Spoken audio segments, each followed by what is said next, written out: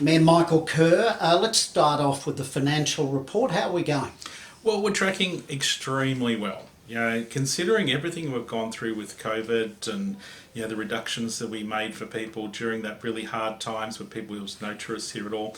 We've caught up quite substantially. So this year in particular, the financial year will end nowhere near the deficit we thought we were going to have, which is great news. Okay, the second item, most contentious on the agenda.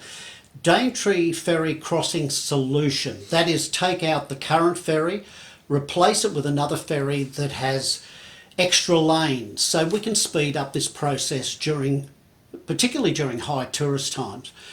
Sounds fine. What went wrong? Well, I'm not sure what quite went wrong.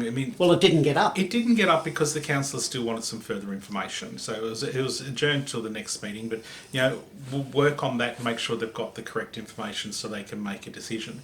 Now, the report itself, it very clearly says that unfortunately the possibility of getting permits for a two-ferry system, we could be waiting years and very, very, very expensive to do so.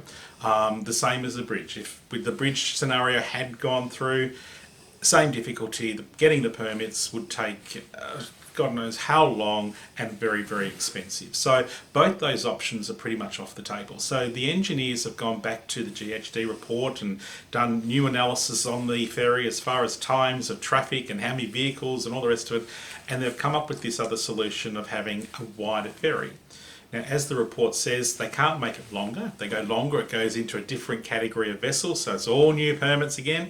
By making it slightly wider so you can fit that extra lane in, having double loading, double dismounting, it's going to increase the amount of cars getting on quicker, getting off quicker. Unfortunately, the time it takes to get across the river possibly will be about the same because we haven't even looked at what type of craft we're going to have yet, whether it's going to be a turbocharged diesel or just remain diesel or electric or hydrogen or whatever that case may be. Right now, all we're looking at is a design concept to get something back on the table so we can start getting the land infrastructure worked on. So we can already now, before we even start looking at purchasing or leasing or buying or whatever the case may be a ferry, let's get the land infrastructure done so we can get vehicles to the ferry quicker.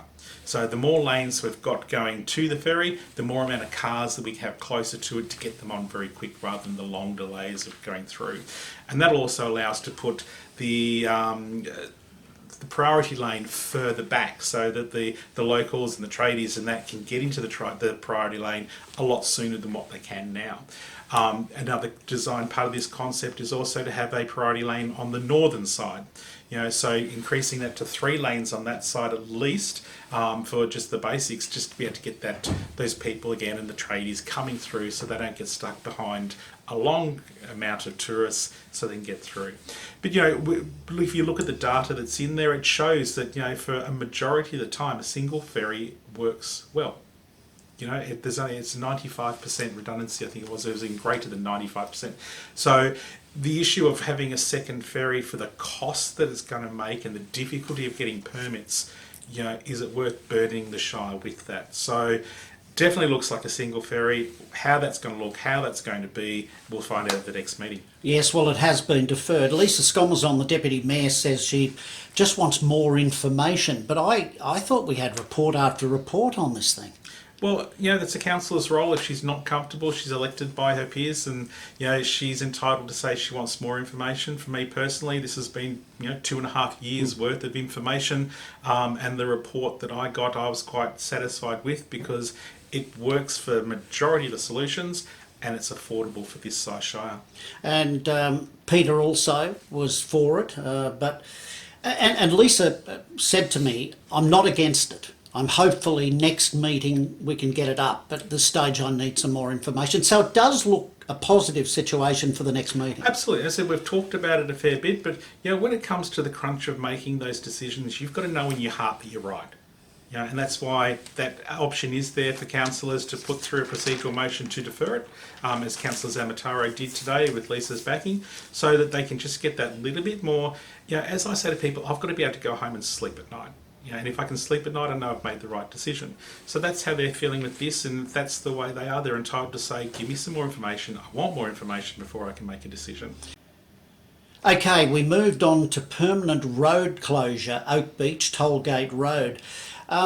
you put in an objection as council against the Department of Resources. Well, the council staff have put one through based on planning conditions and planning the laws that they've got, and I had a couple of questions that I've put through to the CEO. Just I want some confirmation for exactly the same reason. If I'm going to say no to this, I want to be able to sleep at night. So once I get those answers back, then I'll happily make a decision on it. But at the moment, there's some technical things that I'm confused about. It didn't make sense to me, and I'd just like some further details before it goes on the floor. I'm a bit confused too. Department of Resources, what do they want to do, and what's the Well, it's a conservation area that they're looking at expanding their residential title out onto. It's area that's, the planning scheme says there's lots of things in it that they shouldn't do it, but when you actually look at it, I'm not quite sure why. It just didn't make sense when you look at the actual reality of the ground surface in comparison to what the application's for, and it was confusing me. So again, as I said, I want to make sure I make the right decision if we're going to object to it, that all the councillors have got full on correct information before they make a decision. CEO report, anything to discuss there? Big, long, lengthy one.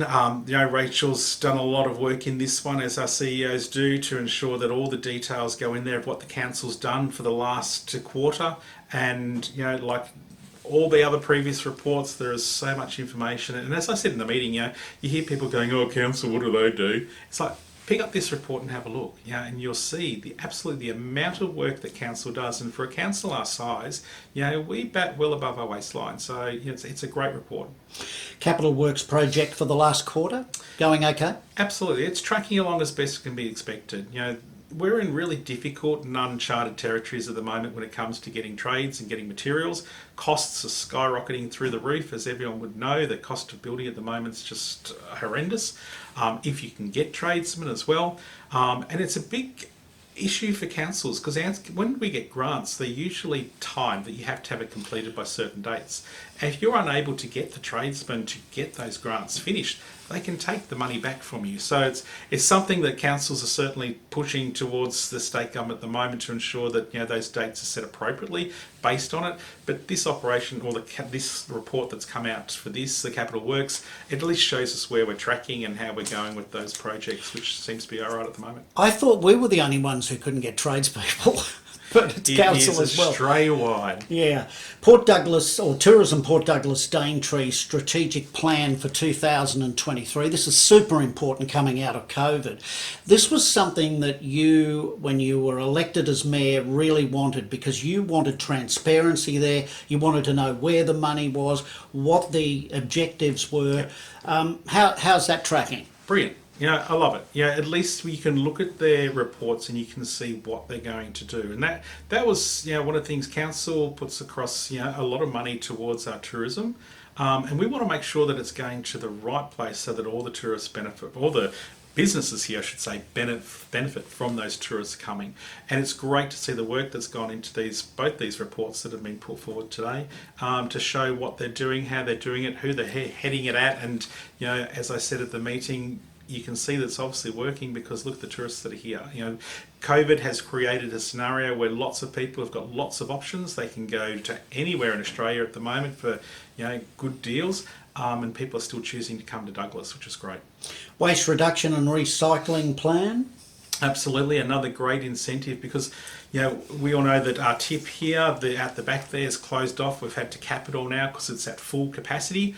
So all our waste in Douglas is soon going to have to be shipped elsewhere, so it's going to have to go to other places. And that's the same throughout Australia, that the councils can't have their own waste dumps anymore, that they have to ship it to central places, especially with the recycling and all those sorts of things. This is why it's so important, because the costs are going up substantially. So to do initiatives like this to ensure that our waste is reduced as much as possible, our recycling is increased as much as possible, it keeps that bottom line bill down as much as we can for our ratepayers. Good stuff, and we don't have any of those silly carbon credits schemes that we had with the former council. Definitely no carbon credit schemes. We do have our carbon policies that we've got, and we've also got our investigation for community consultation that's going to be coming soon, just to see what our community is thinking when it comes to carbon, and how, what, where, what do they know about it, which I think is really important, because as we've discussed before with that last trip, people just weren't on the journey. They had no idea. No. All they knew was that buying carbon credits. And Yeah. You've got to take those people on the journey with you. absolutely, and as I say to quite a few people, how can you possibly expect people to be understanding, this whole accounting system of carbon credits when there's still a lot of people saying, why can't I get a plastic bag at the shops? So there's a realisticness there that people have to be taken on the journey so they know what's going on. And, to me, reducing your carbon as much as possible is the number one step, not doing carbon credits and accounting figures, getting out there, making sure people are actually doing things that reduce carbon in the atmosphere. Next thing on the agenda, unreasonable complainant conduct policy. I guess I'll ask you, what does that mean?